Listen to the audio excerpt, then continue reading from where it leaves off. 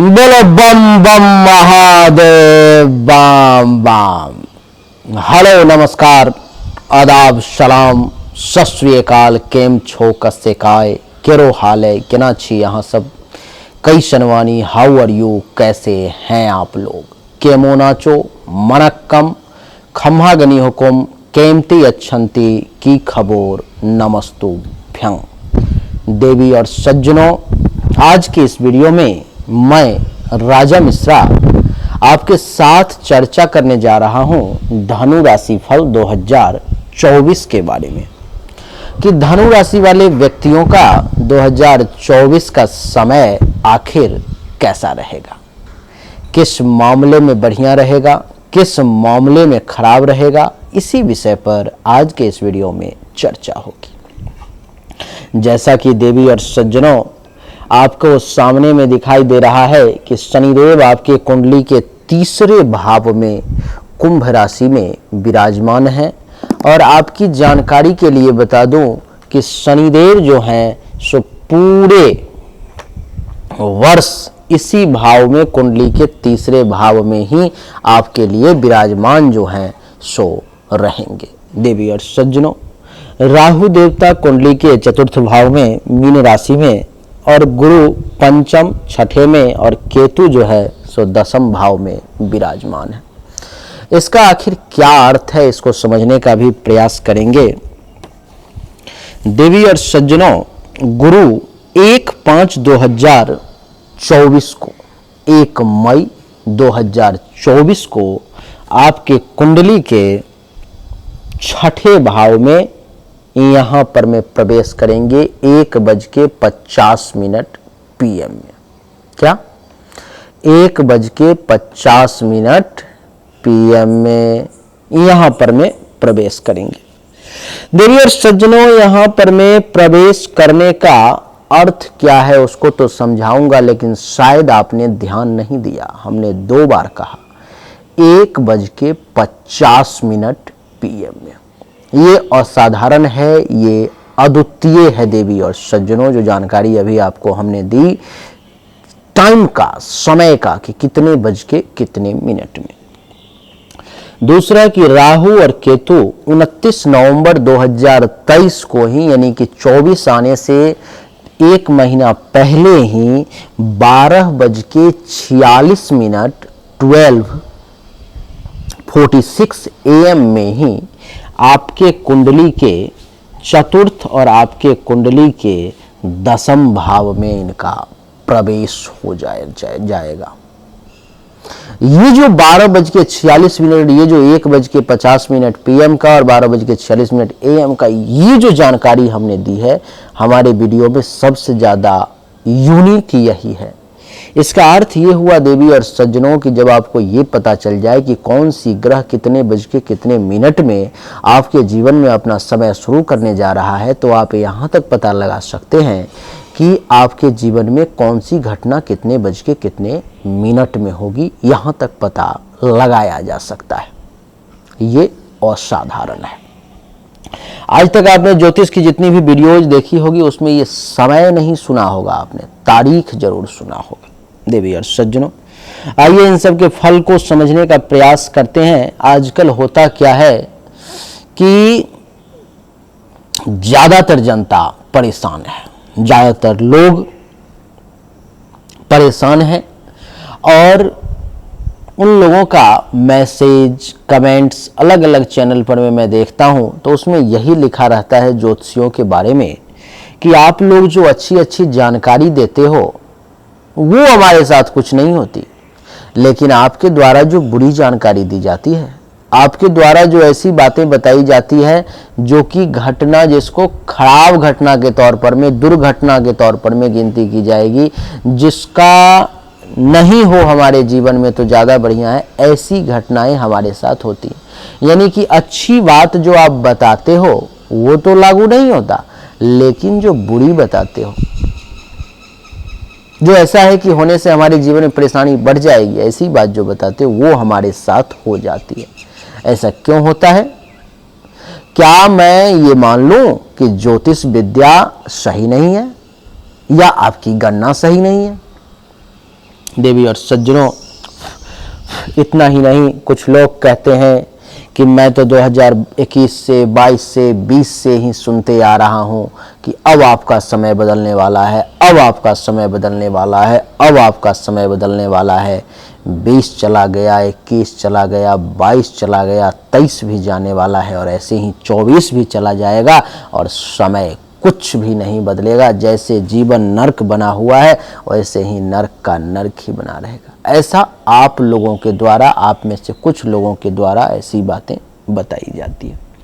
ये सच्चाई है, इससे चेहरा नहीं छुपाया जा सकता ये कह करके, ये चोंचलेबाजी करके कि नहीं नहीं आप झूठ बोल रहे हो। ऐसा नहीं है, इसको मैं स्वीकार करता हूँ। ये सच है कि वास्तव में 20 चला गया, 21, 22, 23 भी जाने वाला है। बहुत सारे लोग ऐसे होंगे जिनके जीवन में अभूतपूर्व परिवर्तन हो गया होगा, ऐसा हो गया होगा परिवर्तन जो उन्होंने कभी कल्पना नहीं की होगी। जीवन में मिट्टी पर में रहने वाला व्यक्ति महल में पहुंच गया होगा, फर्श पर में रहने वाला व्यक्ति अर्श पे पहुंच गया होगा, रंग का राजा बन गया होगा। बहुत सारे ऐसे लोग होंगे, लेकिन उतनी ही सच्चाई ये भी है कि बहुत सारे लोग ऐसे भी हैं जो जिस स्थिति में थे उससे भी खराब स्थिति में ही हैं, अथवा थोड़ा सा बहुत होगा तो राहत उनको मिला है, क्योंकि वो झूठे कमेंट्स नहीं करेंगे, आकर के झूठी मैसेज नहीं करेंगे। मैंने एक चैनल पर में देखा, 2 पे देखा, 4 पे, 5 पे, 10 पे, सभी बड़े बड़े चैनल पर में यही बातें भरी हुई है। इसका कारण क्या है? क्यों यहाँ पर में अच्छा रिजल्ट बताया जा रहा है और आपको नहीं मिल पा रहा? इसका कारण है देवी और सज्जनों कि निश्चित तौर पर में आपकी जो जन्म तारीख है, जन्म समय है, जन्म स्थान है, उस पर में जो आपकी मूल जन्म कुंडली बनी है, उसमें जो आपके बारे में बताया जा रहा है, उसमें किसी ऐसे ग्रह का समय निश्चित तौर पर में चल रहा है जो मारक हो, जो नीच का है, अथवा जो 6, 8, 12 में बैठा हुआ है। देवी और सज्जनों, निश्चित तौर पर में किसी ऐसे ग्रह की महादशा, अंतरदशा आपके जीवन में चल रही है जो तबाही मचाए हुए है, आपको परेशान किए हुए, आप चाह करके भी कुछ नहीं कर पा रहे हो। अगर वो जन्म कुंडली आप दिखाते हो दिए गए व्हाट्सएप नंबर पर में 7062757996, तब वो पकड़ में आ जाएगी जो आखिर इतने अच्छे अच्छे योग गोचर में बनने के बावजूद आपको क्यों नहीं अच्छा फल मिल रहा है। और जब वहां से जड़ पकड़ आ जाएगी बीमारी की, तो उसका इलाज भी हो जाएगा। और जब उसका इलाज हो जाएगा, जब वहां से राहत मिलना शुरू हुआ, तो यहाँ से एक बेहतरीन फल मिलने शुरू हो जाएंगे। जिसके पास में जन्म कुंडली नहीं है, वो अपने दोनों हाथ के हथेली का फोटो खींच के दिए गए व्हाट्सएप नंबर पर भेज दे। जो उचित शुल्क है, 1500 रुपये मिनिमम चार्ज है, जो उचित शुल्क है आप वो जमा करके और अपने बारे में जानकारी निश्चित तौर पर में हासिल कर लें। आइए चर्चा को आरंभ करते हैं और अब जानने की कोशिश करते हैं। मेरा नाम राजा मिश्रा है। आप सब इस समय में Mishra for you YouTube channel देख रहे हो। आप मुझे सुनते हो doctor Sunil Shastri YouTube channel पर में, जिस पर में मैं आयुर्वेद के बारे में आपको जानकारी देता हूं। ऐसे ऐसे असाध्य बीमारी के बारे में आपको बताता हूं, छोटी से छोटी बीमारी और बड़ी से बड़ी बीमारी के बारे में, जिसको ठीक करने में आपको हजारों लाखों रुपए खर्च हो जाते हैं और घर में वो दवा उपलब्ध है। 100, 200, 500 के इलाज में आपकी सारी बीमारी जो है सो ठीक हो जाती है। 10-20 रुपए के इलाज में आपकी बीमारी ठीक हो जाती है। अब बताओ आप, 2-4 रुपए के इलाज में छोटी मोटी बीमारी आपकी ठीक हो जाती है। अब बताओ आप, तो वो वहाँ बताता हूँ। यहाँ पर मैं आपको ज्योतिष के बारे में जानकारी देता हूँ। और जब ज्योतिष और आयुर्वेद दोनों मिल जाता है तो किसी भी समस्या का समाधान किया जा सकता है, किसी भी बीमारी का इलाज किया जा सकता है। देवी और सज्जनों, आइए चर्चा को आरंभ करते हैं। देव गुरु बृहस्पति से चर्चा आरंभ करेंगे। देवी और सज्जनों, देव गुरु बृहस्पति जो है सो आपके कुंडली के 5वें भाव में बैठे हुए हैं और आपके कुंडली के 6ठे भाव में। 1 मई 2024 1:50 से पहले, यानी कि 1:49 तक, कुछ सेकेंड्स तक ये मेष राशि में ही रहेंगे। कुछ सेकेंड्स के बाद ये कुंडली के 6ठे भाव में वृषभ राशि में प्रवेश कर जाएंगे। देवी और सज्जनों, तो सबसे पहले ये जो मेष राशि में रहेंगे, कुंडली के पंचम भाव में धनु राशि वालों के लिए 1 मई 2024 के 1:49 PM तक इसका क्या फल है उसको समझने का प्रयास करो आप। देवी और सज्जनों, पंचम भाव में बैठने के कारण सबसे पहले ये देवगुरु बृहस्पति आपको आस्तिक बनाते हैं। आस्तिक दो शब्द है, एक है आस्तिक और एक है नास्तिक।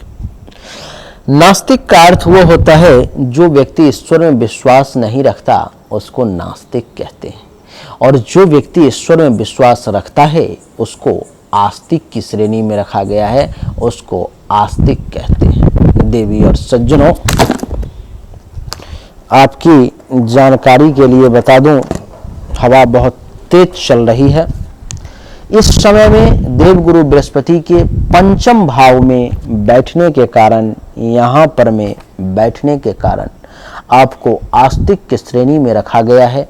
अगर आप आज से पहले ईश्वर पर में बहुत ज़्यादा विश्वास नहीं करते थे, धर्म कर्म पर में आपका बहुत ज़्यादा विश्वास नहीं था, तो आपको विश्वास करना पड़ जाएगा।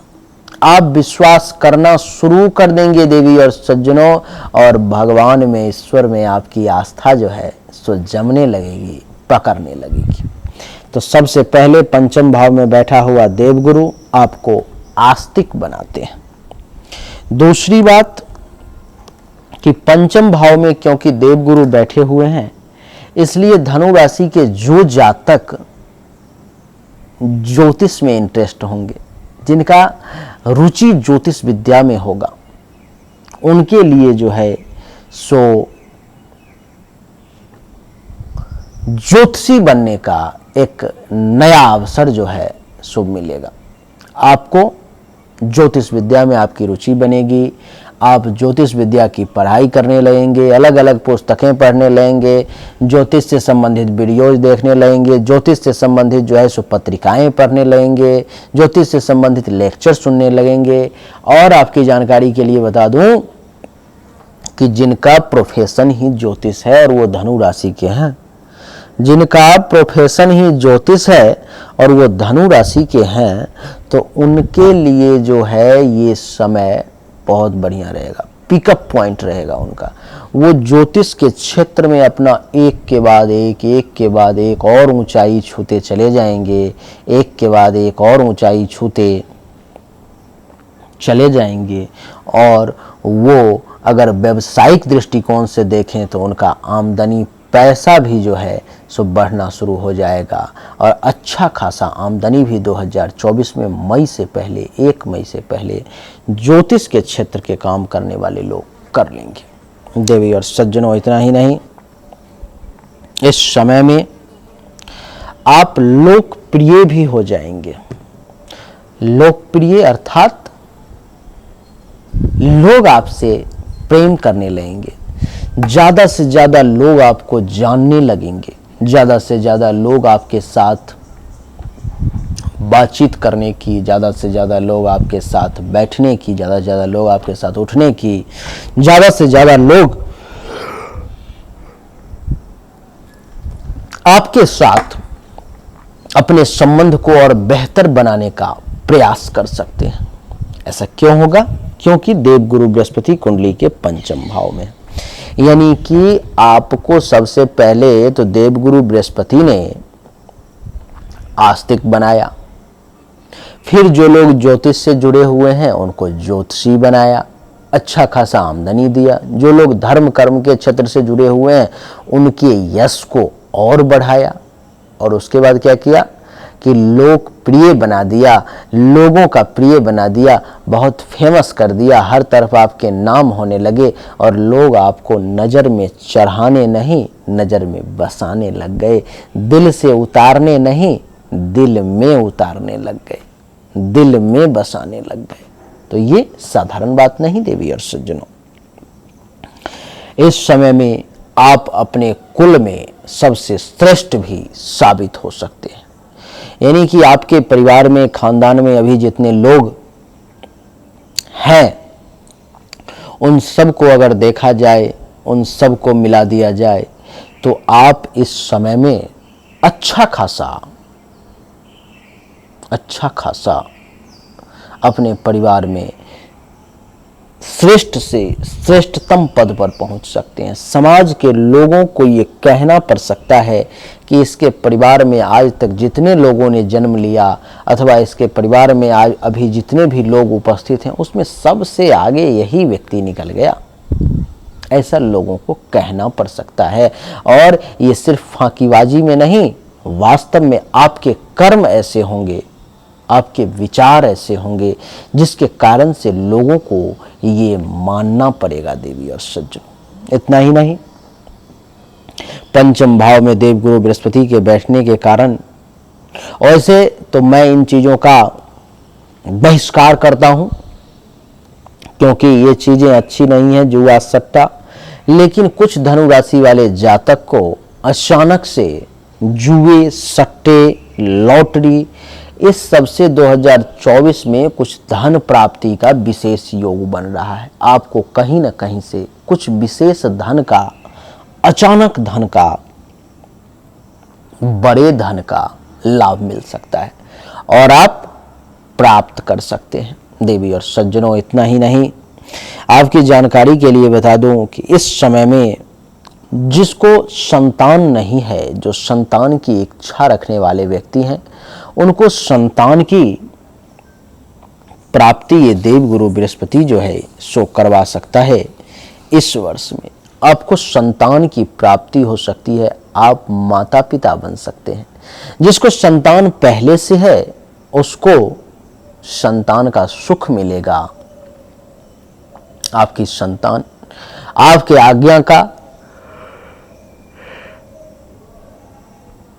पालन करेगी और आप जैसा कहेंगे वो वैसा ही सुनेंगे देवी और सज्जनों। इतना ही नहीं, इस समय में आपके नीति की चर्चा भी होगी। आप कहेंगे नीति, नीति क्या?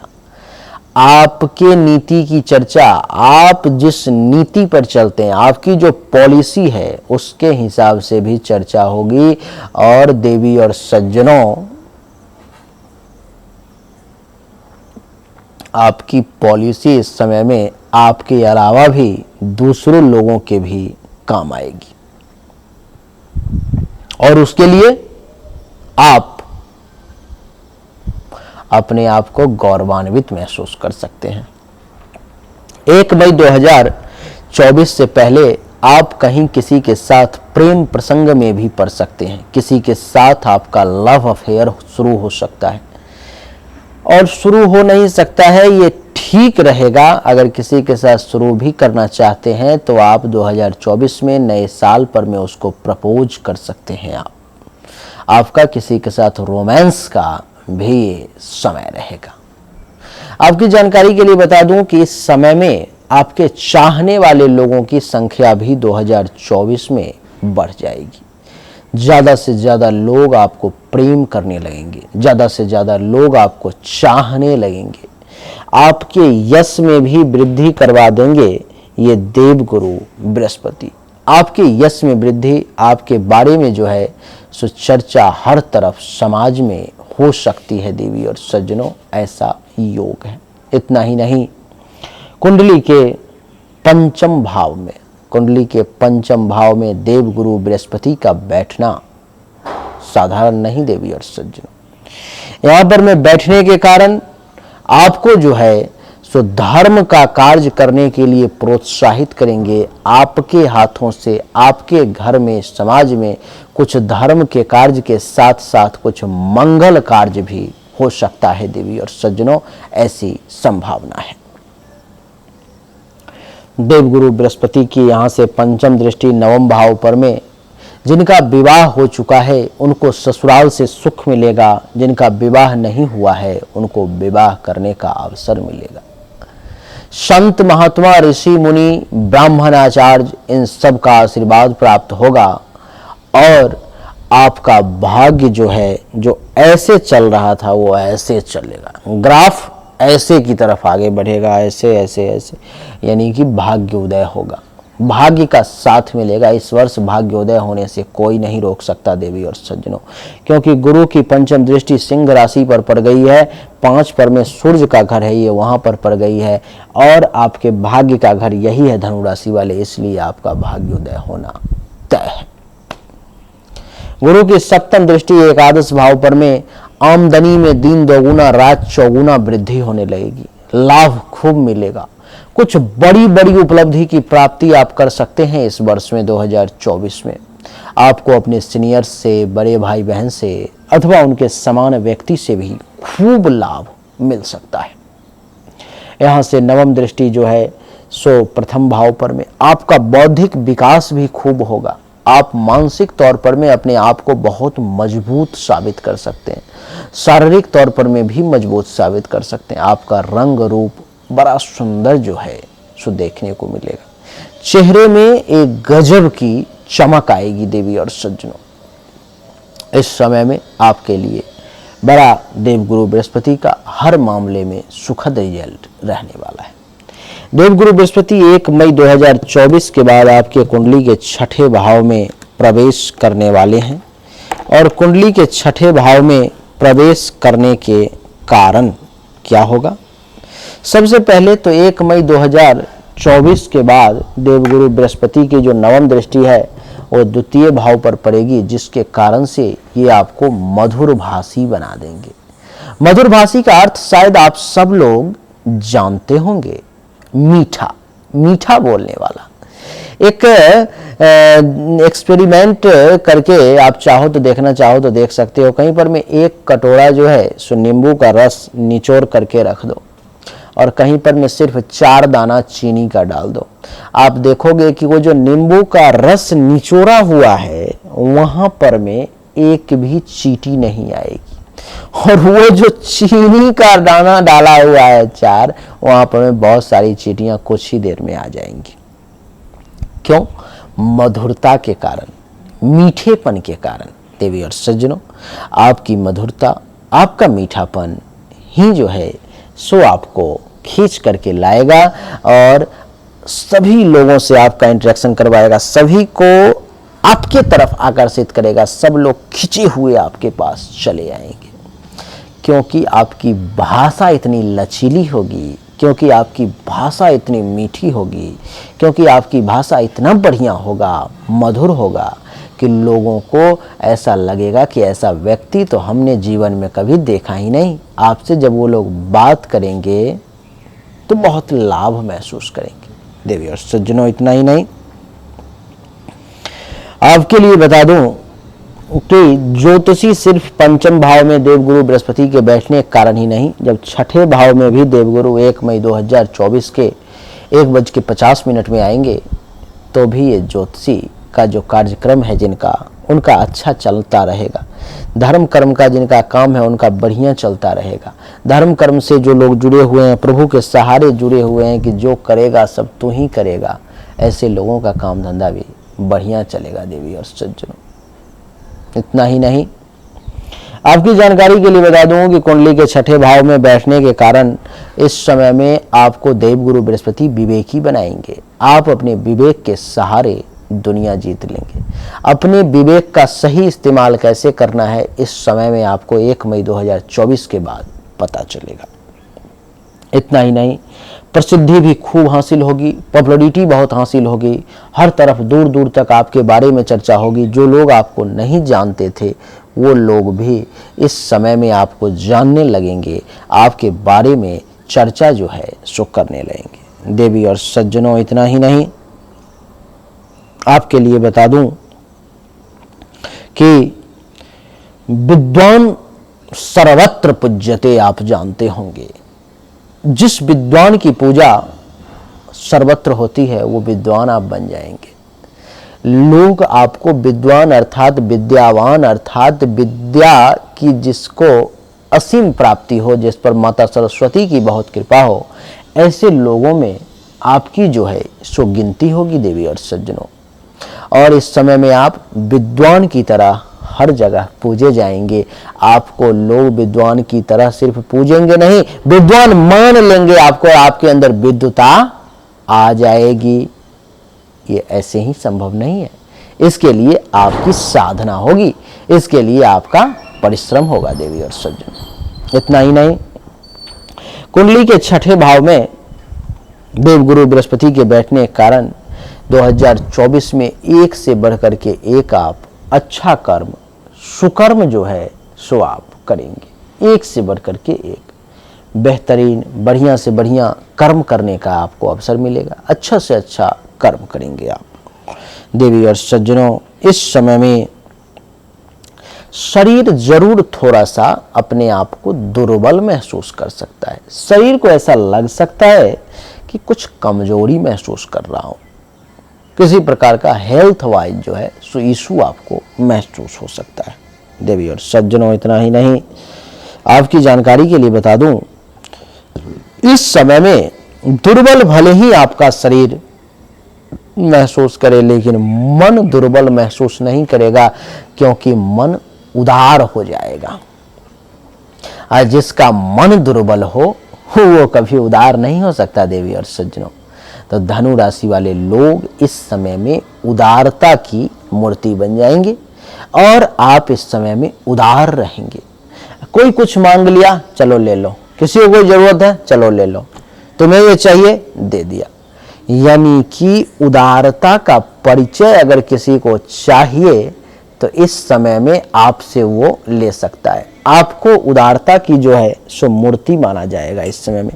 इस समय में आप काफी उदार रहेंगे, त्याग करेंगे। आप ऐसे ऐसे लोगों की मदद भी कर देंगे जिनसे आप कभी मदद मांगे तो वो आपकी मदद नहीं करेगा, वो आपको और नुकसान करने का ही प्रयास करेगा। अच्छा, इसको इस चीज़ की मदद की जरूरत है, ठीक है, इसको ऐसा व्यवस्था कर दिया जाए कि इस चीज़ से इसको कोई मदद ना करे। इस वस्तु की मान लो कि आपको 500 रुपये की ज़रूरत है, आप किसी से मांग रहे हो कि भाई थोड़ा दो, मैं तुम्हें कुछ दिन में दे दूंगा, वो तो खुद नहीं ही देगा और उसको जिस पे शक है कि ये व्यक्ति इसको दे सकता है उसको भी मना कर देगा। और वो व्यक्ति अगर आपके पास मदद के लिए आएगा तो इस समय में आप उसकी भी मदद कर देंगे। ये छोटी बात है क्या? ये संभव है, दुर्बल हृदय से कदापि संभव नहीं है, ये सिर्फ आप कर सकते हैं देवी और सज्जनों।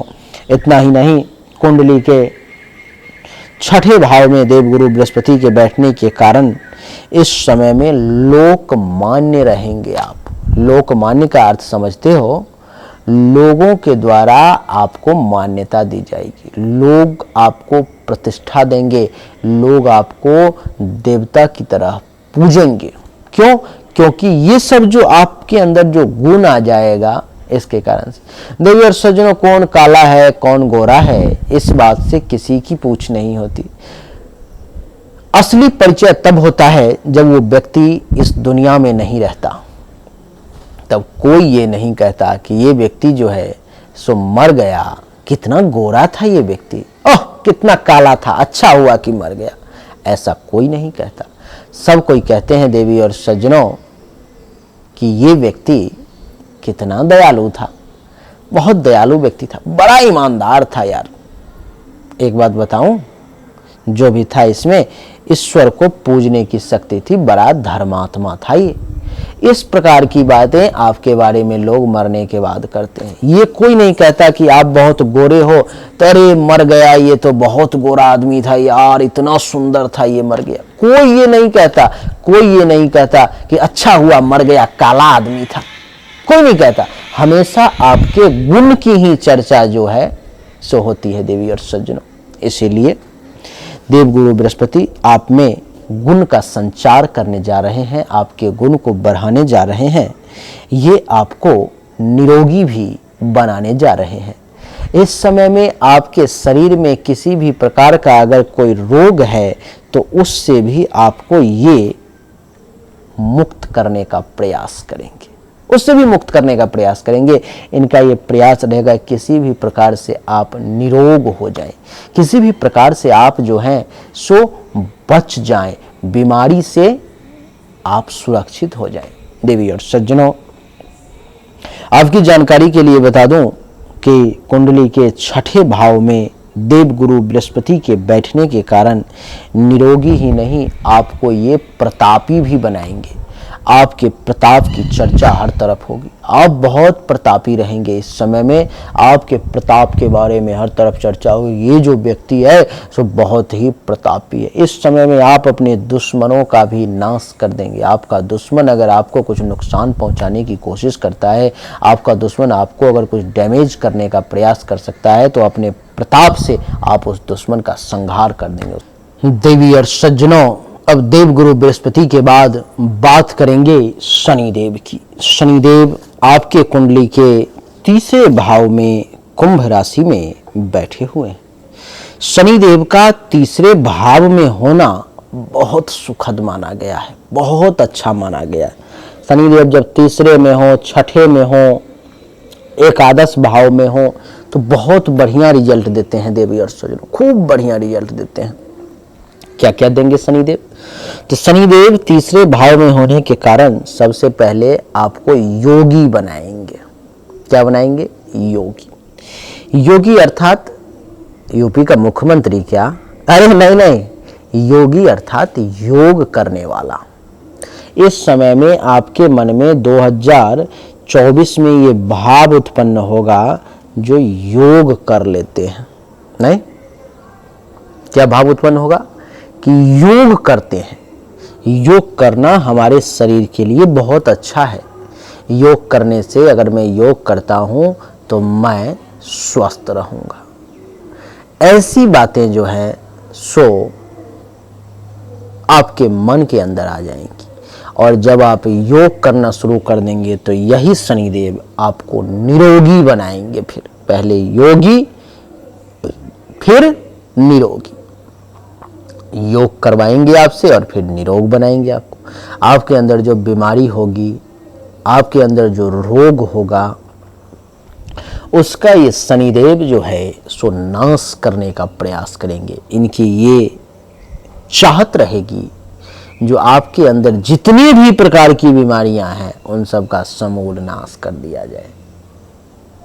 शनिदेव की ऐसी कोशिश रहेगी। देवी और सज्जनों, इतना ही नहीं, शनिदेव भी आपको विद्वान बनाना चाहेंगे।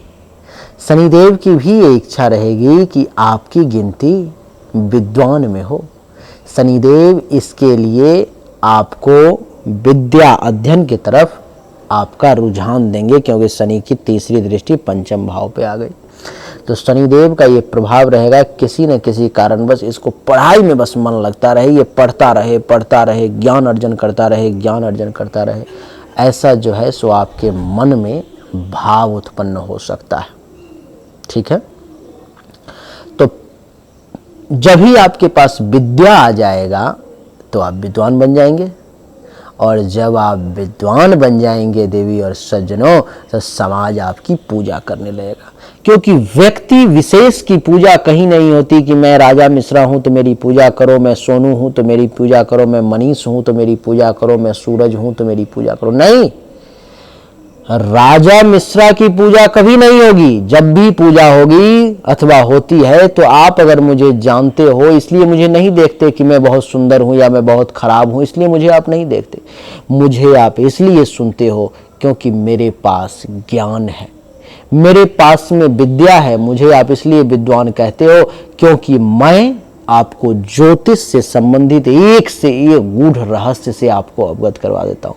मुझे आप इसलिए विद्वान कहते हो क्योंकि मैं डॉक्टर सुनील शास्त्री चैनल पर मैं आपको आयुर्वेद से संबंधित एक से एक ज्ञान से अवगत करवाता हूँ। जिस बीमारी को ठीक करने में आपको हजारों रुपये लग जाते हैं, 5 रुपये की दवाई में ठीक कर देता हूँ। 5 रुपये की औषधि जो घर में पड़ा हुआ है, जिसका आपके लिए कोई उपयोग नहीं है, उससे ठीक करवा देता हूँ। आप मुझे उसके लिए जानते हो, आप उसके लिए मुझे मानते हो, ना कि मैं राजा मिश्रा हूं इसलिए आप मुझे मानते हो। राजा मिश्रा हूं तो क्या, कोई वैल्यू नहीं है इस बात की। कितने राजा मिश्रा घूम रहे हैं देवी और सज्जनों।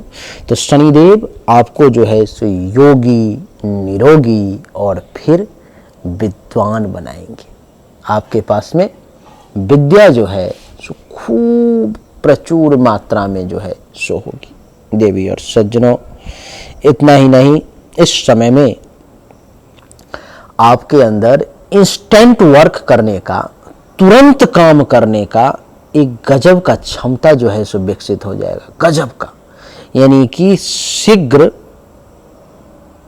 कार्य करने का, शीघ्र कार्य करता। किसी भी कार्य को करने में आप ज़्यादा समय नहीं लोगे, तुरंत एक्टिवली उस कार्य को आप खत्म कर दोगे, तुरंत उस काम को किसी भी हालत में आप कर लोगे। तो ये जो क्षमता है ये शनिदेव ही दे सकते हैं, और वो देंगे क्योंकि भुजा पे बैठे हुए हैं, बाह पे बैठे हुए हैं। और जिसके भुजा में इंस्टेंट एनर्जी रहे, जिसके भुजा में किसी भी कार्य को करने की क्षमता रहे, वही व्यक्ति तुरंत एक के बाद एक दूसरा, तीसरा, चौथा कार्य कर सकता है। देवी और सज्जनों, इतना ही नहीं, आपकी जानकारी के लिए बता दूं कि तीसरे भाव में ये बैठा हुआ शनि आपको, जो पहलवान लोग हैं, जो मल युद्ध करते हैं, जो शारीरिक परिश्रम करते हैं, उन लोगों को और ज़्यादा शक्ति प्रदान करेगा। उन लोगों को जो है और ज़्यादा ताकत, और ज़्यादा मल युद्ध करने की शक्ति जो है सो आपको देगा। तो ये साधारण नहीं, मलयुद्ध करने वाले पहलवानों को, जो शारीरिक परिश्रम करते हैं, ऐसे लोगों को भी शनिदेव खूब सपोर्ट इस समय में करने वाले हैं। इतना ही नहीं देवी और सज्जनों, इस समय में अगर कहीं भी सभा लगती है और उसमें अगर आपका जाना होता है और उसमें अगर आपको बोलने का अवसर मिलता है, तो शनिदेव की कृपा से सभा में सबसे चतुर, सबसे होशियार आपको माना जाएगा, सभा चतुर माना जाएगा आपको। देवी और सज्जनों, इतना ही नहीं, इस समय में शनिदेव आपको विवेकी बनाएंगे, विवेकशील बनाएंगे, अपने बुद्धि विवेक के बदौलत किसी भी कार्य को करने की शक्ति देंगे। देवी और सज्जनों, इतना ही नहीं, शत्रुहंता भी बनाएंगे। दुश्मन अगर आपको इस समय में परेशान करने की कोशिश करता है, आपके साथ टकराने का प्रयास करता है, तो उस दुश्मन का आप नाश कर देंगे, उस दुश्मन पर में आप विजय प्राप्त कर लेंगे। वो दुश्मन आपके सामने टिक नहीं पाएगा। देवी और सज्जनों, शनिदेव इस समय में आपको भाग्यवान भी बनाते हैं। शनिदेव के कारण आपको भाग्य का साथ भी मिलेगा। शनिदेव के कारण आप धर्म का पालन भी करेंगे, तीर्थ यात्रा वगैरह करने का भी अवसर आपको मिलेगा। शनिदेव आपको चंचल भी बनाते हैं, आपके अंदर शनिदेव चंचलता भी जो है सो प्रदान करेंगे। तो गुरु और शनि का रिजल्ट तो आपके लिए हर मामले में बढ़िया है। अब बात करेंगे राहु और केतु की। राहु आपके कुंडली के चौथे भाव में धनु राशि वाले 29 नवंबर 2023 से ही बैठ जाएंगे 12:46 रात से। और राहु के यहाँ बैठने के कारण क्या होगा उसको समझें। राहु जो है चतुर्थ भाव में बैठ करके आपको असंतोषी बना सकता है। असंतोषी, दुनिया की तमाम चीजों को रहने के बावजूद आपके मन में संतोष नहीं होगा। संतोष नहीं होगा अर्थात कि आप उन चीजों से संतुष्ट नहीं होंगे, उतनी चीजों से आपको और चाहिए और चाहिए और चाहिए जो है सो ये आपके सामने आएगा। राहु आपको ये प्रयास करेगा जो आपको किसी भी प्रकार से कैसे जो है सो दुखी रखा जाए, आपको कैसे दुखी बनाया जाए, आपके सुख को कैसे छीन लिया जाए, ऐसी राहु कोशिश करेगा। राहु के कारण आपकी माता बहुत परेशान रहेंगी इस वर्ष में। आपका खुद का भी माता के साथ संबंध कलेश युक्त रहेगा, टेंशन तनाव से भरा रहेगा। आप और आपकी माता एक दूसरे से खुश नहीं रहेंगे देवी और सज्जनों। इतना ही नहीं, आपके अंदर इस समय में क्रूरता भी आ सकती है। राहु आपको क्रूर बनाने का कोशिश कर सकता है, क्रोधी बनाने का प्रयास कर सकता है राहु आपको। तो उस मामले में थोड़ा सा सतर्क रहना पड़ेगा। राहु आपको कपटी बना सकता है, छल कपट करने वाला ना करें, ठीक रहेगा। पेट से संबंधित आपको राहु जो है सो रोग दे सकता है, बीमार कर सकता है, आपको कम बोलने वाला बना सकता है, लेकिन झूठ बोलने के लिए राहु आपको विवश कर सकता है देवी और सज्जनों। तो उस मामले में थोड़ा सा सतर्क रहें। राहु के बाद केतु की चर्चा करेंगे। केतु आपके कुंडली के 10वें भाव में बैठे हुए हैं और 10वें भाव में बैठा हुआ केतु आपको पिता से द्वेष दे सकता है। पिता के साथ टेंशन, तनाव, वाद विवाद की स्थिति को उत्पन्न कर सकता है ये केतु। पिता के साथ आपके संबंध को जो है सो ये अच्छा नहीं रहने देना चाहेगा ये केतु। देवी और सज्जनों, आपके पिता का जिसके सर पे साया नहीं वो दुर्भाग्य है उसका, और केतु इस समय में आपको दुर्भागी भी बनाएगा। आपकी जानकारी के लिए बता दूं, केतु आपको मूर्ख बनाने में भी नहीं चूकेगा, और व्यर्थ का, बिना मतलब का परिश्रम, भाग दौड़ भी केतु आपको करवाएगा। एवं बिना मतलब का फायदा तो कुछ नहीं, लेकिन अहंकार जरूर दे देगा, घमंड जरूर दे देगा, जिससे आपका ही नुकसान होगा। देवी और सज्जनों, तो केतु और राहु के लिए क्या करें कि प्रत्येक शनिवार को ओम रांग राहवे नमः मंत्र का 5 से 10 बार, संभव हो तो 1 माला जाप कर लें, और ओम कें केतवे नमः मंत्र का संभव हो तो 1 माला, नहीं तो 5 से 10 बार, जितना बार संभव हो आपको जाप कर लें, आपके लिए बढ़िया रहेगा। तो देवी और सज्जनों, यही थी धनु राशि वालों की 2024 की राशिफल, जिसमें बड़ा संक्षिप्त में और बहुत आराम से हमने आपको जानकारी दी।